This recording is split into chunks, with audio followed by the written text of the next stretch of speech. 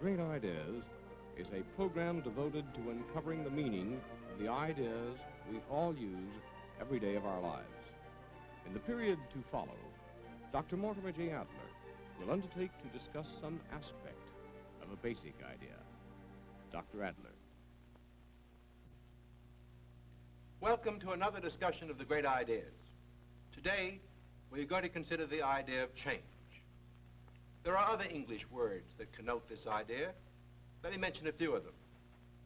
Motion, alteration, coming to be and passing away, and all these words have opposites, which suggest what the idea of change does not signify, such as rest, permanence, stability, fixity, immutability.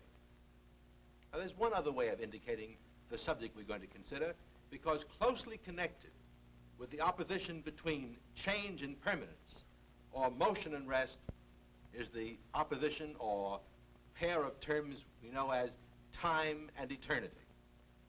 For everything that changes is in time. Every changing existence is a temporal thing. And only that which is unchanging, absolutely unchanging, deserves to be called eternal.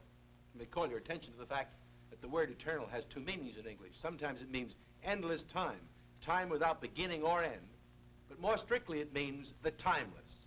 And the unchanging, as the timeless, is the eternal.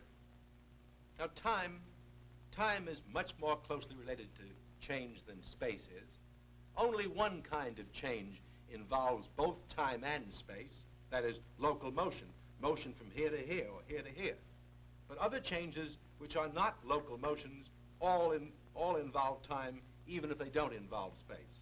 So much so that one great classic definition of time is that it is the measure of befores and afters.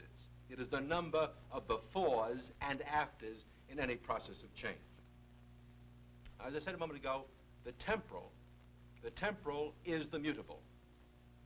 Anything which is temporal or exists in time is subject to change. There is nothing absolutely immutable in time. But this does not mean that everything which exists in time is always changing in all respects. On the contrary, things endure in time. The word endure is an interesting word. It suggests something that lasts unchanging for a while. During a certain period, something endures. If we say something endures, we mean it goes on without changing. So that endurance is possible in time as well as change. Now, the philosophical problem of change runs through the whole history of Western thought, from the beginning down to our own day. The earliest Greek philosophers were concerned with change. That's why they were called physicists, because the Greek word, physis, from which the English word physics comes, means change. The students of change were called physicists, and that is the primary meaning of physics, the study of motion, of the world of things in motion or change. And at the very beginning of this concern or study of change, it was a great conflict between two extraordinary philosophers, Heraclitus and Parmenides by name. And one of them took the extreme position that Heraclitus took the extreme position that everything was in flux, everything was changing. And the other took the equally extreme position that nothing changed at all, everything was permanent. Now, this issue continues right down to our own day. though no one in our own day, I think, takes either position as extremely as these two early Greek philosophers. There are, in our day, eminent thinkers like the Frenchman Henri Bergson, or the American John Dewey, or the Englishman Alfred North Whitehead, who do think that change or flux or process lies at the very heart of reality and existence. And at the opposite side, there are those who think not that everything is permanent, that nothing changes, but rather who hold that there are some things which are eternal, and that even in the realm of change, there is a certain degree of permanence. Let's turn to this basic issue at once. As I said a moment ago, at the very beginning of European thought, two extreme positions were taken by the Greek philosophers Heraclitus on the one hand and Parmenides on the other. Heraclitus's view was that everything is in flux. One statement of his that we have quoted through over the centuries is that no man can step into the same river twice, for new waters are always flowing in. Heraclitus had a disciple by the name of Cratylus, who went so far as to say that you couldn't even use words because the meanings of words changed from moment to moment. So that Cratylus said all we could do was wiggle our little finger to indicate that everything was changing. This, of course, goes to the extreme of absurdity, but it shows what happens, I think, when one takes the extreme position that everything is in flux at every moment. Everything then becomes quite unintelligible. That extreme position is no longer taken by anybody, but such philosophers in our day, as I mentioned before, as Dewey, Whitehead, and Bergson, go in the direction of that extreme in their emphasis upon change or flux. Now then, going back again to the beginning of European thought, the opening discussion of this problem, the opposite extreme position was taken by Parmenides, who held that change is unintelligible, and therefore, since the intelligible is the sign of reality, that change is fundamentally unreal. He is quoted as saying that nothing changes. Everything which is permanently what it is and is unchanging. Now he had a disciple too, a disciple by the name of Zeno, who tried to support his view that change was unreal and unintelligible by showing how one could think of the changing world we seem to experience as merely an illusion of the senses. And Zeno did this by what are called paradoxes. There were, in the history of European thought, these four paradoxes of Zeno are very famous. Let me tell you about two of them. The first one is the paradox of the man who is standing at the corner, or the position A, and who wants to go to B. But, said Zeno, in order for the man to go to B, he has to go through half the distance first, doesn't he? But in order to get to the halfway mark, he has to go through a quarter of the distance first. But in order to get to the quarter mark, he has to go through 1/8 of the distance first. And if you keep on dividing the distances, the man never gets started. Change can't happen. Then there's the famous paradox of the tortoise and the hare. You know the fable of the tortoise and the hare? How the hare, who's much faster than the tortoise, gives the tortoise a head start. Well, in this paradox, Zeno proves that the hare can never overtake the tortoise. Because if the tortoise has a head start, this represents the tortoise, and this figure here represents the hare. If the tortoise has a head start, then the hare, in order to pass the tortoise, must first overtake the tortoise. But when the hare gets to the position at which the tortoise was, the tortoise has moved on. And again, though the distance may be diminishing, the hare, in order to overtake the tortoise and pass him, must first get to the position the tortoise is at. But as soon as the hare gets there, the tortoise is passed on a little further. So the tortoise is never passed by the hare, and the tortoise wins the race if he has a head start.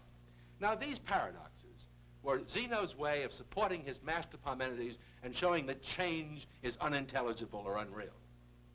Now, in our day, in our time, we have learned what's wrong with these paradoxes. I'm not going to take the time to tell you. But modern mathematics, particularly the analysis of the infinitesimal units of time and space, have exploded the paradoxes of Zeno.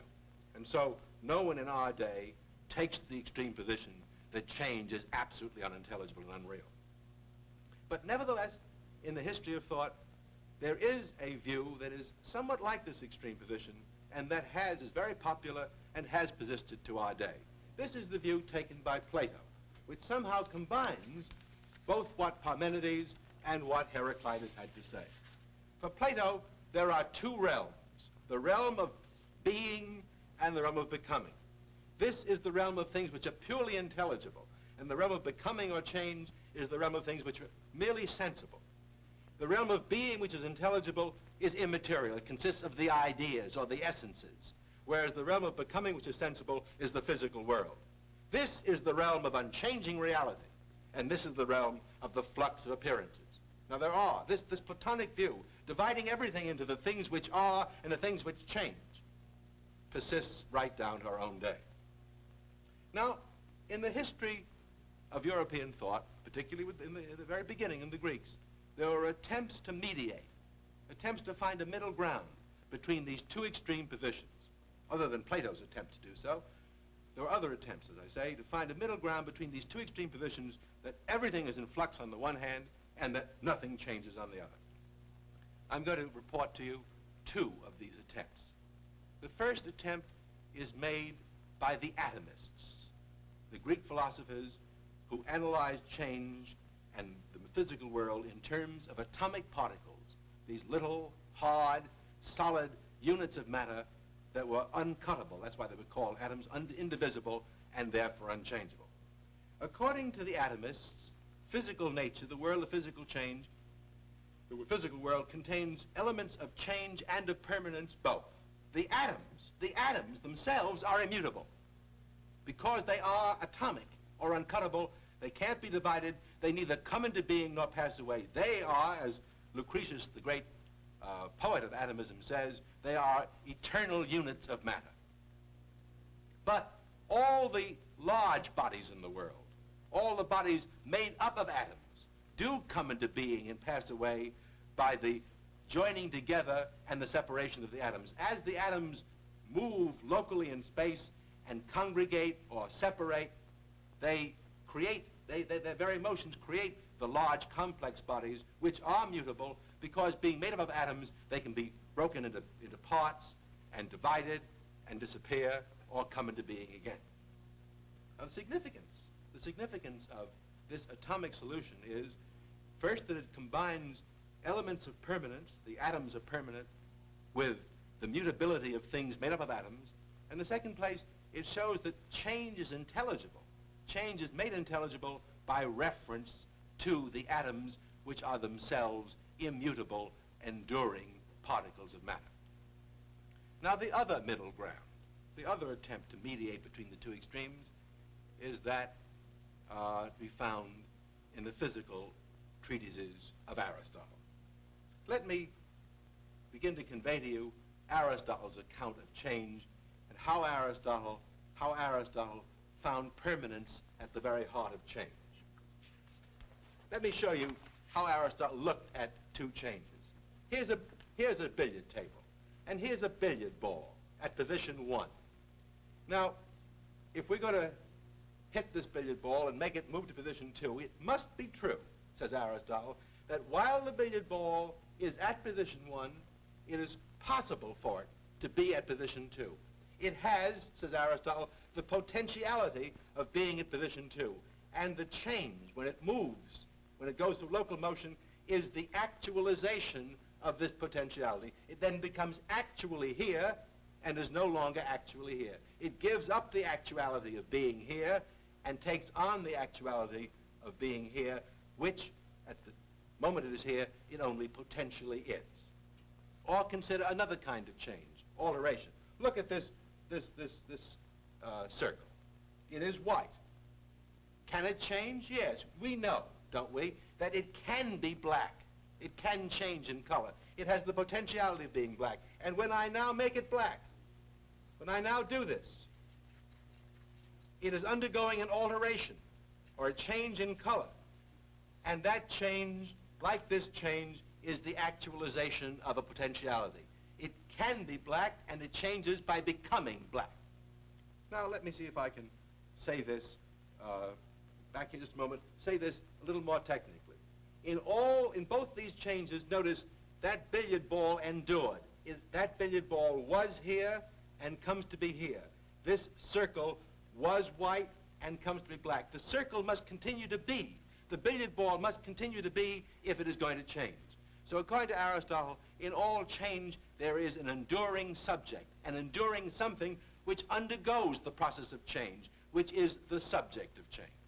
And also in all change, there must be potentiality.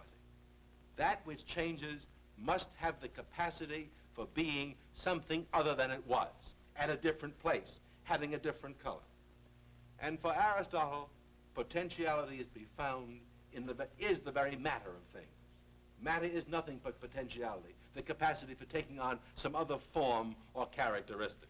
So that with this theory of change, anything which is really immaterial, as Plato suggested, is immutable or unchanging. Only material things are mutable or changed. And let me summarize this then by giving you Aristotle's definition of change. It is the actualization of that which is in potentiality while it still remains to a certain degree in potentiality. For only so long as this can be potentially here and is not actually there, can it be moving toward there. See? Once it gets actually there and stops, change is stopped. It is only while it's in process, it is more and more becoming there, less and less being here, that change is going on. And so, as you look at it this way, change is only partly intelligible. While something is in change, it is not completely actual, because if it were completely actual, it couldn't be changing. It must be in a process of actualizing what it can be. And that's why it is, according to Aristotle and many of the ancients, change is not a fully intelligible thing. I should correct that last remark a little.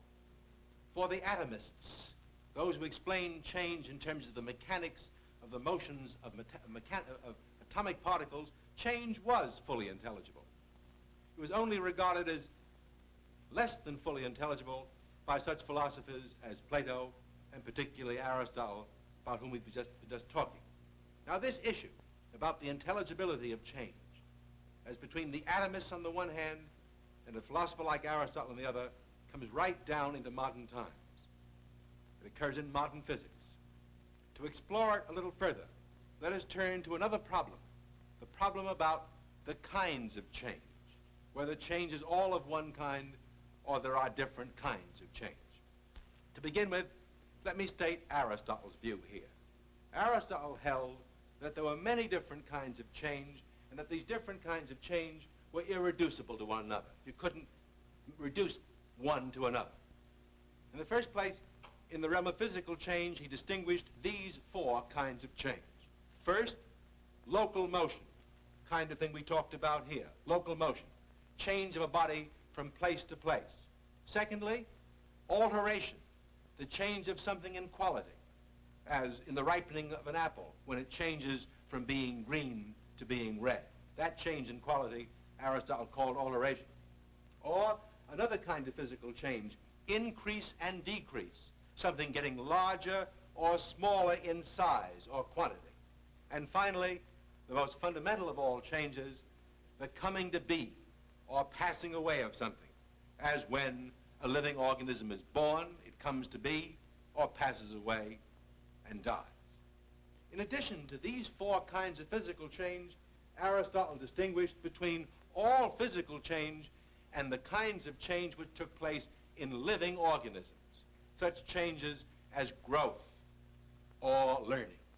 These changes, Aristotle thought, were not of the same sort at all as the kinds of change which took place in the locomotion or alteration or increase and decrease of inert bodies. Now the opposite view to this pluralistic view of Aristotle's, this view that there are many kinds of change not reducible to one another, the opposite view is monistic. It says all change is of one kind. There's only one kind of change. For example, in the 17th century, the great French philosopher Descartes looked at the material world and found there only bodies in motion. And by bodies in motion, he meant bodies changing place, moving locally from one place to another. This is the only kind of change which bodies as such undergo. And for Descartes, a universal mechanics, the mechanics of the motion of bodies changing position in space, accounted for all the phenomena of the physical universe. This mechanics Descartes applied even to living things. He regarded all living things except man. And he even regarded man's body as, of this sort as being like automata, like machines. One of the great followers of Descartes, the French philosopher Lamettrie, wrote a book called Man the Machine, in which all the motions of the human body were explained as the movement of the parts of a very complex machine. This tendency toward mechanism, toward explaining all the phenomena of change in terms of one kind of motion, the motion of bodies in space, reaches in some sense its great climax with the work of the English physicist Isaac Newton. For Newton, the laws of motion are the laws of nature. And the whole universe, the celestial universe as well as the terrestrial universe, is to be explained as one vast complex machine. Let me read you Newton's 3 laws of motion. They sound very simple, but by these laws of motion, Newton thought to explain the whole universe that we experience. The first law of motion, according to Newton, is that every body continues in its state of rest or of uniform motion in a right line unless it is compelled to change that state by forces impressed upon it. That is the law of inertia. Second law of motion is the change of motion is proportional to the motive force impressed upon it and is made in the direction of the straight line in which that force is impressed. And finally, the third, only these 3 laws. The third law of motion is to every action there is always opposed an equal reaction, or the mutual actions of 2 bodies upon each other are always equal and directed to contrary parts. Now, Newton's triumph was great. In the end of the 17th century, beginning of the 18th century, Newton was looked upon as the man who made the whole world intelligible to us. Alexander Pope, the English poet, praised Newton for this in the following couplet. He said, "Nature and nature's laws lay hid in night. God said, let Newton be, and all was light." Now, Newton dominated the thought of Europe for 3 centuries. At the end of the 19th century, the mechanics of Newton, which came to be called later classical mechanics, was the dominant view of the world throughout all of the West. And mechanics was triumphant in the sense that the machine was the ideal model by which everything in nature was to be explained. Everything was reduced to mechanical laws, to the operation, machine-like operation. In our day, Arthur Eddington, a great English physicist, just recently died, looking back at the Victorian period, says, "It was the boast of the Victorian scientist that he would not claim to understand a thing until he could make a model of it. And by a model, he meant something constructed of levers, geared wheels, squirts, and other appliances familiar to the engineer. Nature, in building the universe, was supposed to be dependent on just the same kinds of resources as any human mechanic." But that triumph, which was at its high point at the end of the 19th century, was not to last into our own day. As Eddington points out, one of the greatest changes in physics between the 19th century and the present day has been the change in our ideal of scientific explanation. The most characteristic thing about 20th century physics is its attack upon the classical mechanics of Newton, which lasted from the 17th until the end of the 19th century. That attack on classical mechanics, I think perhaps I can best give you the sense of by reading you the words of Einstein. Einstein said, considering the assumptions which physicists had to make, such assumptions, for example, as the assumption of the ether. the assumptions which physicists had to make in order to construct a mechanical theory of light, gravitation, and electricity. Einstein says, the artificial character of all these assumptions and the necessity for introducing so many of them, all quite independent of each other, was enough to shatter the belief in the mechanical point of view. And that is why contemporary physics, beginning with Einstein, turns to a field theory explanation of the phenomena of change rather than a mechanical explanation, where the laws are not the laws of bodies in motion, but the laws representing the structure of field, the gravitational field, the field of magnetic attraction. In addition to this attack on classical mechanics, we in our recent past have seen the atom exploded.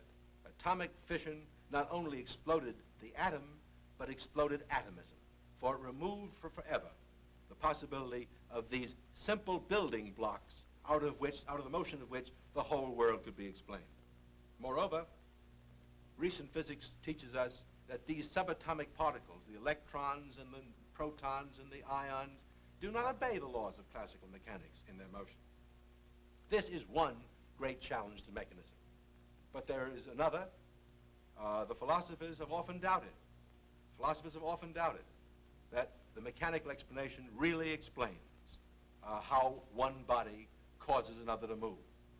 And there's still a third and important challenge to mechanism. And that is the challenge that comes from the phenomena of life itself.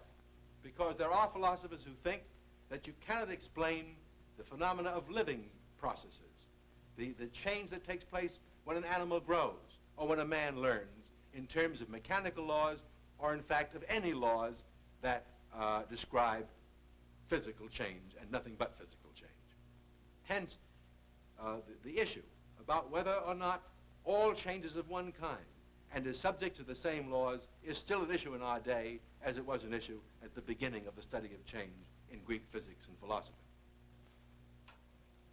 Let me mention one other problem about change, quickly. It is the problem whether change itself ever had a beginning and will ever end. Is change everlasting? Has it always been going on? Has the world of changing things always been in existence without beginning or end? Now, to this question, there are two answers. One is the answer of the Greek physicists and the modern physicists, namely that the world is endless in time, has neither beginning or end. Change couldn't get started. Change will never come to a stop. Change is always going on. The other answer to this question is the Christian answer, the answer that is based upon the opening words of Genesis. In the beginning, God created heaven and earth. The Christian theologian interprets this to mean that God made things begin in time and to change. And of course, this statement that God created things as having a beginning, that time started, and that change started, that time started when things started to change, raises a very difficult question. The question about what was happening before time started. That's the question we naturally try to ask. But of course, it's an impossible question to ask because there is no before time. If time is the place where there are befores and afters, then there can't be a before time. St. Augustine commented on this by saying to the person who asked him, what did God do before he created the world? St. Augustine said, thinking up punishments in hell for fools who ask questions like that. I'm afraid our time is up, and this must conclude our discussion of change. Next time, we shall consider another great idea and deal with some of the fundamental problems or issues that it raises. I hope you'll be with us again. Thank you very much.